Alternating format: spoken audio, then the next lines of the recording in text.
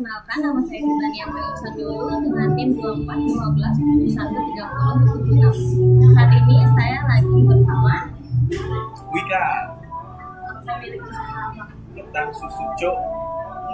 Langsung aja untuk pertanyaannya, boleh tahu nggak nih Kak, Ketan Susu ini berdirinya tanggal berapa, tahun berapa? Tanggal 9 Januari 2016. 2016. Iya. Saat ini udah 10 tahun ya Kak? 10 tahun. Oke. Terus apa sih alasan Kak Wika itu memulai usaha Ketan Susu ini Kak? Alasannya ya sebenarnya karena hobi jualan aja. Iya.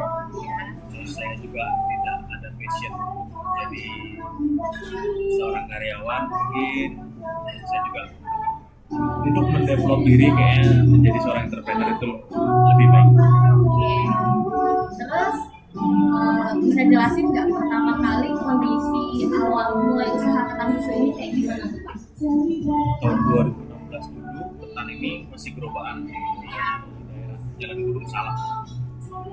Ya akhirnya bisa ekspansi dan berkembang itu setelah 5 bulan di gerobak, dan akhirnya bisa punya outlet lah di daerah Banjar, dan terus berkembang sampai akhirnya di tahun 2022 sebelum COVID deh, 2019 kalau nggak salah, akhir itu ada 3 cabang. Setelah 2022 itu sempat tutup, terus balik lagi buka di tahun 2025 November. Untuk modal awal yang Kakak gunakan waktu itu berapa Kak di tahun 2016 itu? Itu masih ingat juga sekarang, 3 juta. Oke, 3 juta itu dialokasikan kemana aja nih Kak? Alokasi itu untuk ke pembelian gerobak sama pembelian bahan awal aja, jadi nggak terlalu banyak. Oke, terus tantangan terbesar waktu awal buka Ketan Susu itu apa aja sih Kak? Untuk introducing atau memperkenalkan produk ini ke masyarakat, karena kan memang produk ini tuh jarang banget ada di Bali lah. Jadi tantangannya itu sih, karena juga minim sosmed. Zaman dulu 2016 cuma ada Facebook dan Line kalau nggak salah ya. Ya gitu aja. Terus kalau nggak ada sosmed, untuk dapetin pelanggan awal-awal itu gimana caranya Kak? Bisa di-spill Kak? Itu diferensiasi, aku main di diferensiasi tampilan di gerobaknya. Jadi gerobak itu aku buat terang benderang, aku buat logo yang gede, aku buat tulisan Ketan Susu Coek. Pas zaman 2016 tuh kata-kata coek itu sangat populer pokoknya. Jadi mungkin itu juga yang buat menarik. Berarti nama Ketan Susu Coek itu karena populer aja ya bahasanya sama? Ya itu populer dulu di awal-awal ada akun dagelan kalau nggak salah. Oh iya, dagelan. Terus boleh di-spill nggak sih Kak apa strategi promosi yang Kakak lakuin biar bisa bertahan sampai saat ini? Dari awal tuh Kakak promosinya kayak gimana? Promosiku itu ya tetap lewat Instagram aja, pakai KOL juga, tetap intinya tetap pada, kalau sekarang ya intinya eksis di konten, entah itu konten yang mencakup orang banyak, yang merujuk kepada market, ataupun yang memang menjelaskan produk itu sendiri. Ada teorinya kalau nggak salah, aku lupa teorinya, pokoknya itu ada sih. Oke, baik.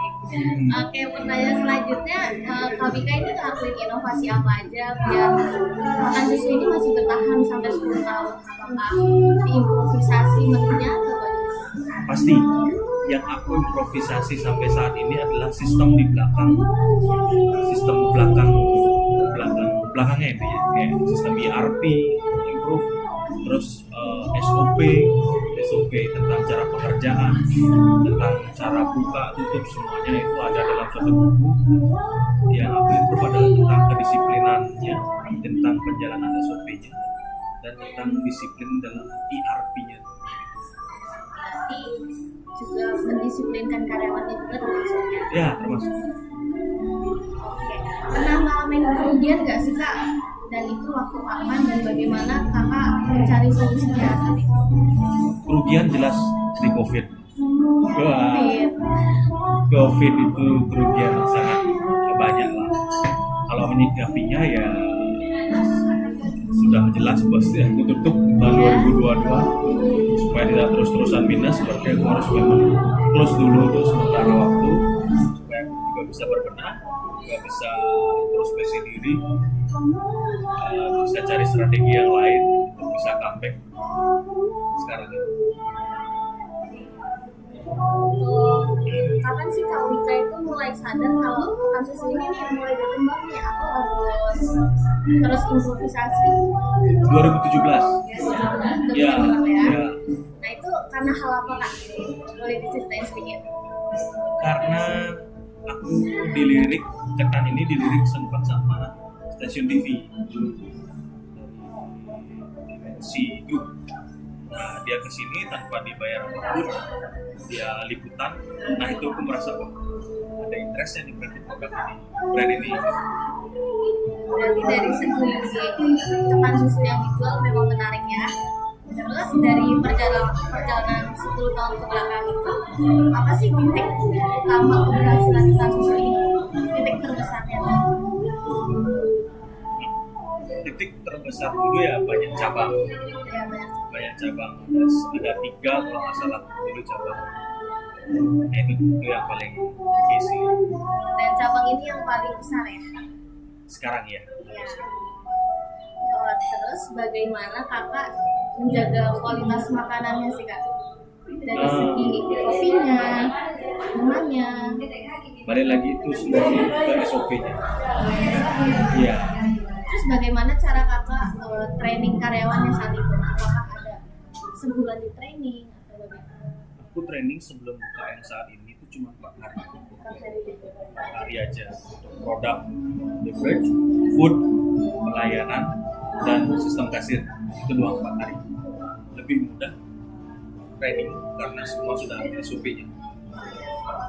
Berarti yang harus dipelajari itu karyawannya yang harus belajar ya, bukan kakak yang harus menekankan mereka.